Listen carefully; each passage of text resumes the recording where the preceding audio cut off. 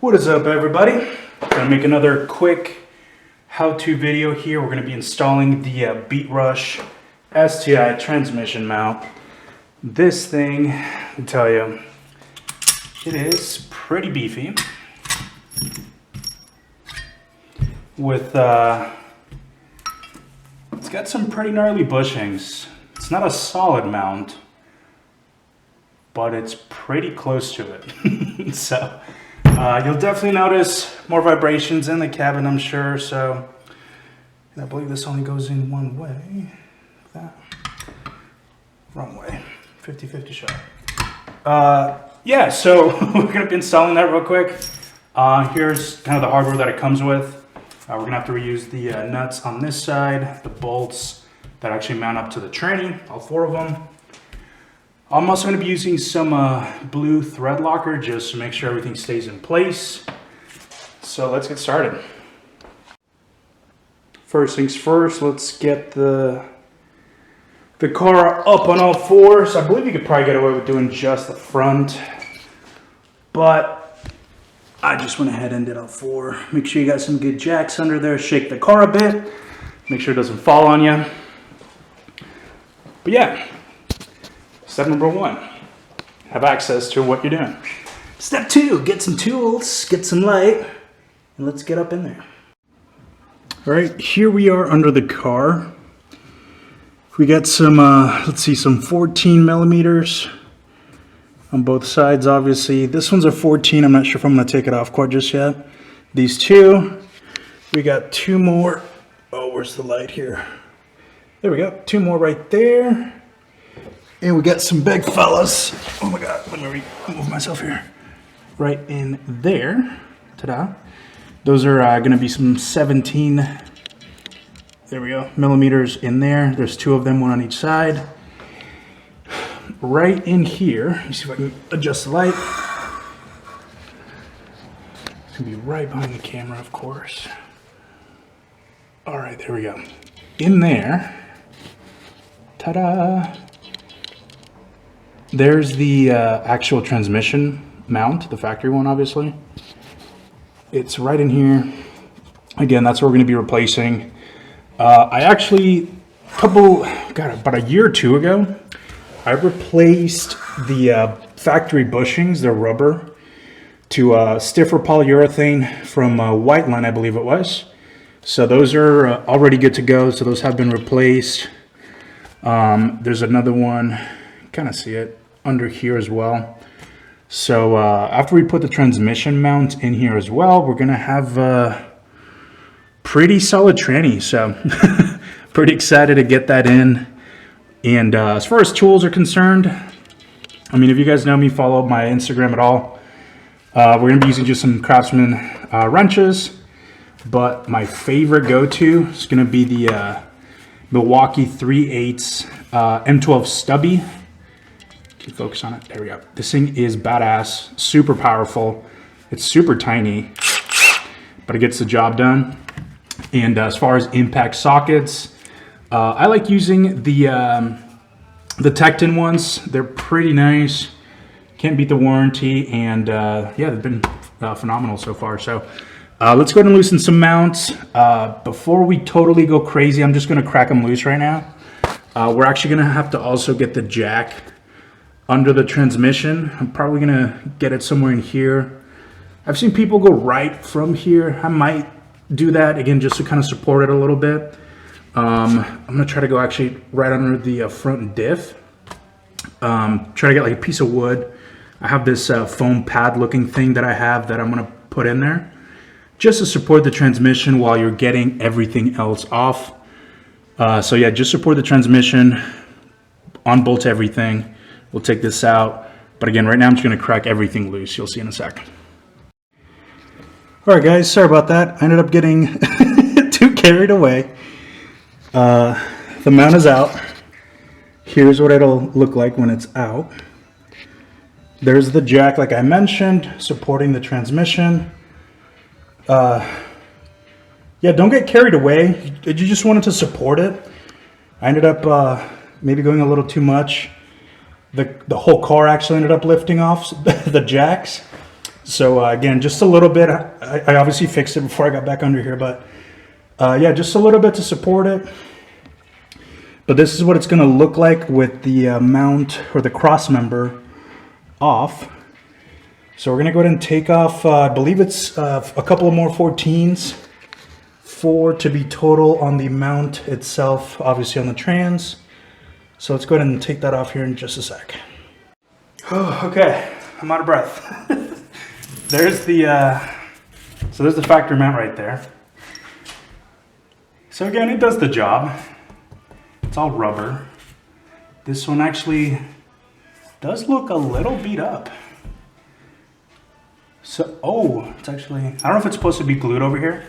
I don't know if the camera, let me see. If you can kind of see it. There it is. It's actually torn all the way on this side. So, but again, you do have a pretty good chunk of rubber right in the middle. So, is the camera picking that up? Yes, it is. Okay. So anyways, it does the job, but it's actually torn on this side too. I don't know. I think once you start making power, I've seen it with like engine mounts too. I don't know if it's got to be the torque. I'm assuming whatever torque it produces, but I mean, I've seen some of these definitely tear, so it happens. But again, mine wasn't really giving me any issues whatsoever, but I mean, it does put out, over, now that I'm on corn, ethanol, over 400 foot-pounds, so I figured why not start beefing up the mounts. The pitch mount's already done. That's another video if you guys want to check that out. But anyways, here's the mount. Now the poles, if you can see it, are actually offset. This one's like kind of crooked like this. This one's more straight. So again, it'll only go on one way. And if I'm not mistaken, this is the driver's side, so it sits like this. So again, there's a factory mount. We're gonna be putting this guy on now, and I'm gonna do it in 2 steps. First, I'm gonna just bolt this to the actual transmission underneath, like that. Once that's on, to have enough clearance for the bolts, I'm gonna go ahead and bolt it all down. Then I'm gonna put this, and that's where I'm gonna use the blue thread locker to get the bolts and nuts obviously all secured on the mount all nice. So there's the 2 if you want to see the comparison. This one does have quite a bit of play as well. So I'm pretty excited in a good way to see what Beatrush, I don't know if I'm saying it right. It's Japanese. Beatrush, sound it out. To see how it actually feels in the car. So let's go ahead and put that guy back on. Alrighty, we've got the mount now bolted to the transmission. Also, quick tip for you guys, because I just had to do this. The spacing between the bushing and like the transmission in here, it is not fun. I can get a bolt, a socket over the bolt, but it barely fits. I actually had to go down all the way to a 1/4 inch to get that to fit. And even then, just be careful not to strip anything. I ended up doing them all by hand first, and then I tightened them, but I'll show you. The fitment, again, the amount of room you have in here is not fun.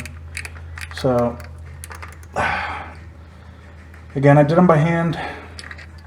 For some reason, the ones over here on towards the front of the car are pretty easy to get to. But the ones here sandwiched between the transmission and the mount, again, those were a royal pain in the ass. So just a heads up there on the amount of room you have to work with. Just be careful. Also keep in mind the transmission's aluminum, so don't strip anything, don't go too crazy. But you definitely want it snug. So there it is. So I'm gonna go ahead and put I guess what the top part of it. So let's do it. So again, fitment, not a lot of room to work with here between the mount and the actual transmission. Make sure you go ahead and put the bolt from the front of the car, and then we're gonna just put the nut right there. So man, not a lot of room to work with. It is almost touching. So I'm gonna go ahead and put some, put the other side on here, and put some blue thread locker. That way I can take it off if we need to, but it's not gonna rattle off. And yeah, we'll button her back up. All right, there it is, bolted up. Blue thread locker is on. I think I put a little too much on, but fuck. Well, there's, my God, this camera could not focus under here. There it is. Oh, it is on. It is bolted down. The nice part about these, the nut and the bolt are both 17s. So just keep that in mind. Let's go ahead and put on the brace, the cross member brace back on here. All right, kids, there it is. All the 14s.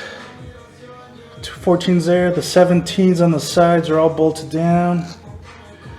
Man, what a pain in the ass. So for all the bolts to line up, I actually ended up, you love my dirty ass hands, I took off the gloves. For everything to bolt up properly, I couldn't get some of the holes to align to the chassis. So what I ended up doing is undoing some of the bolts, the nuts, sorry, on the cross member, even these two as well, two more 14s in here, to kind of just get everything loose, and then got everything hand tight again on both sides. And yeah, that ended up being the trick. The jack is actually not really holding on anything anymore. I already dropped it down. But yeah, it is on. Oh my God, it's on. It is done. And next steps is going to be just cleaning all this crap up and taking her for a spin, see how she feels. So I'll report back here quickly. All right, well, let's talk about the, it's been now 2 days since I've driven the car with the mount on. Let's talk about a little bit of the positives, the negatives. I'll be honest, overall, I think it's super, super positive. I don't think the negatives are really that big of a deal for me. But I'm going to talk about them either way. Yeah, some of you guys are probably watching this video wondering or deciding if you're going to do this mount yourself. So let's talk about the negatives first. You will notice a little bit more vibration. The only time I'm really noticing it at all is when I'm completely stopped or the car's idling and you're getting the car going. The only time I really notice any like weird vibration, again, I've noticed it for sure. The next one is going to be the install. It could be good or bad. I mean, if you have a garage, some jack stands, basic tools, you could probably knock it out. It's pretty straightforward. If you're not mechanically inclined, then the install might be a negative for you. Maybe take it in and get it done. Let's see, what else do we have? There is a slight whine I've noticed also now. I've only noticed it again in first gear. When you're getting going, it sounds almost like if you've ever driven a car with a dog box, like that whine, like a PPG box or something crazy. Obviously not to that extent, but you could definitely hear a little bit of gear whine when you're getting going. Again, I have a full 3-inch exhaust. It's loud. I don't notice it other than when I'm like taking off. Let's talk about the positives now. Again, the car feels super, super solid now. I'll talk about it in a sec, but also the shift feel. I did notice that now when I'm shifting through the gears, when you're getting in and out of power, you're almost not really guessing where the gear lever is going to be, if that makes sense. Going into gear, like the biggest one I noticed was second to third. It's just there. I've also heard people talk about the obviously less drivetrain slop. So if you're shifting fast, I think it's less likely for you to get locked out of gear. So again, I'm not doing crazy things like that. I granny shifted, honestly. But if that's a concern for you, again, it's a positive. Let's see, the install, again, pretty straightforward. That wasn't terrible. I've done way worse things. I kind of like the whine. I love how it sounds. I don't know, I'm weird. The last item I did want to talk about, this could be 100% placebo, so just keep that in mind. The car feels more nimble.